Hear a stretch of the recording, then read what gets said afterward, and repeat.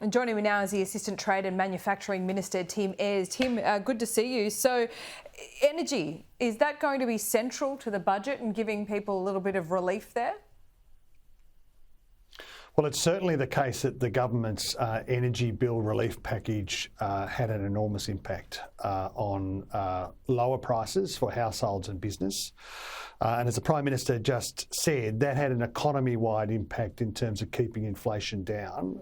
We are absolutely focused on these cost of living issues as we head towards the budget. I think the Prime Minister has given an indication of his approach on these questions. Of course, Laura, you'd expect me to leave the announcement of the details of the government's approach to the Treasurer on that second Tuesday in May. But that's our approach. It held back the growth in energy prices. You can see from AEMO's recent release of wholesale prices that there's been a material effect on downward pressure on energy prices for Australians. We respect and understand that Australian households and businesses are still experiencing cost of living pressures, and that is why we are focused on delivering relief that keeps downward pressure on inflation, but also on fiscal policy, on making sure that the budget's working together with monetary policy to have some discipline. We delivered the first surplus in, really a generation in political terms, the last budget.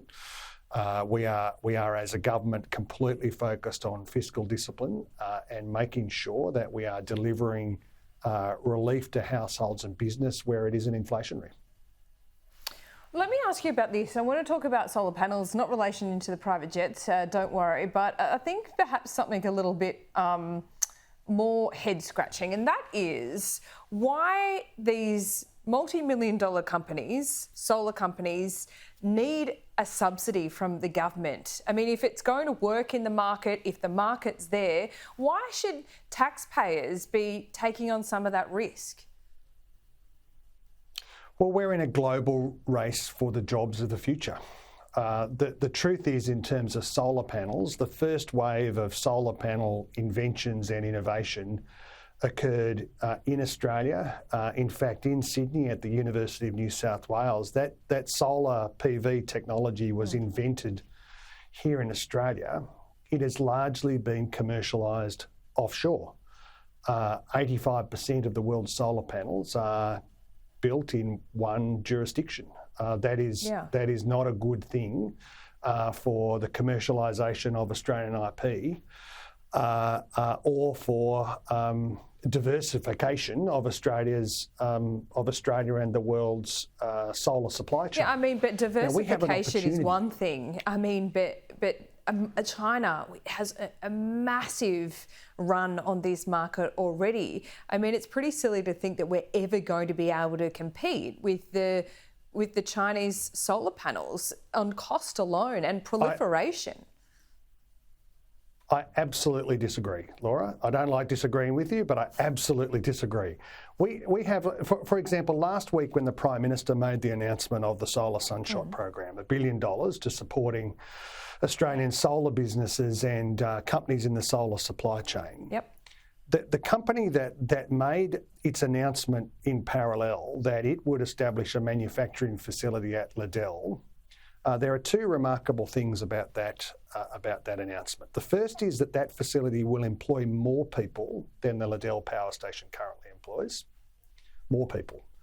The second is that it is using technology which is cheaper and more efficient and is a new generation of solar innovation. That is, it's using copper rather than silver, and that has enormous advantages in terms of, there are 1,000 times more copper available in the world than there is silver. It's cheaper, it's more efficient.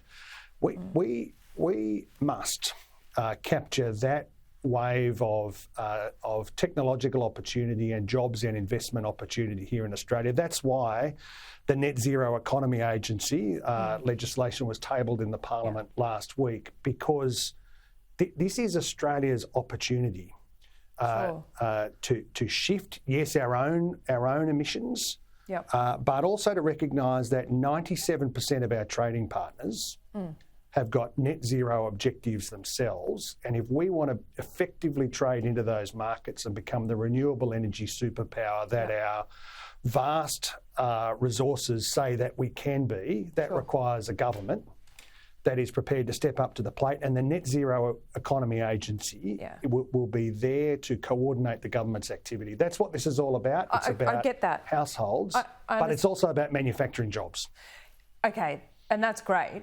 But my question to you is, and this has happened on previous governments, and I questioned Angus Taylor at the time, the government there put $20 million towards a hydrogen project near Wollongong, owned by a multi-billionaire. Now we have some of these solar companies, they are owned by multi-millionaires, and they're getting taxpayer subsidies.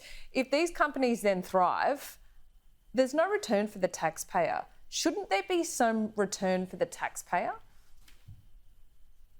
Well, there will be investment that otherwise would not have occurred. We get to make a choice in Australia about the extent to which we are prepared to fight for the jobs of the future. You can see what's happening in the United States. But I'm talking about President Biden and the Inflation Reduction Act is a monetary benefit. You know, if taxpayer funds, tens of millions of dollars are going, and then these companies go on to make billions. Why isn't there a return on investment for taxpayers? Well, there will be a return on investment for taxpayers in terms of new jobs, high quality blue collar engineering jobs in the regions and outer suburbs that otherwise would not have occurred. Do you think that's enough? And there is a benefit for communities and taxpayers there in terms of additional revenue. There is a benefit to the economy in productivity terms. As we intensify the amount of industrial investment, shift towards a more reindustrialised Australian economy, that means productivity will increase. It means that those communities, particularly in the outer suburbs and regions that have not benefited as much as our inner cities have benefited over the last few decades of economic change, it means that good jobs will be located in those areas, and that has a very important social and economic, strategic and democratic benefit. This is all upside in terms of the Australian economy and the future direction that we want to go. This is the biggest transformation of the global economy since the Industrial Revolution, we have an opportunity to make sure that Australia is front and centre, exporting high quality, low emissions energy and products to the world, where we get to choose whether we step up the value chain. It just means that we need a government that is prepared to fight for it, and the Albanese government is determined to fight for the future. The Net Zero Economy Agency is the vehicle that we are establishing to make sure that is coordinated in an efficient and effective way, working with regional communities and businesses and the investment community and the trade union movement to make sure that we're delivering good jobs in central Queensland, good jobs in the Hunter Valley, in our energy intensive regions where there is so much opportunity, so much capability, workers with exactly the right skills, all of that industrial capability ready to go. That is why the government is determined to lead here, and why the Albanese government's $15 billion National Reconstruction Fund, $20 billion in Rewiring the Nation, $1 billion for Solar Sunshot Program, $2 billion for the Hydrogen Fund. The list goes on. This is the biggest industry policy package in Australian peacetime history. It is designed to make sure that we have a future that's made in Australia.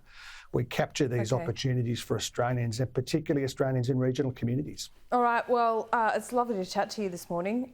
Less interruptions today, great. So you're welcome to that. We'll leave it there for now. Tim Ayres, and we'll see you soon.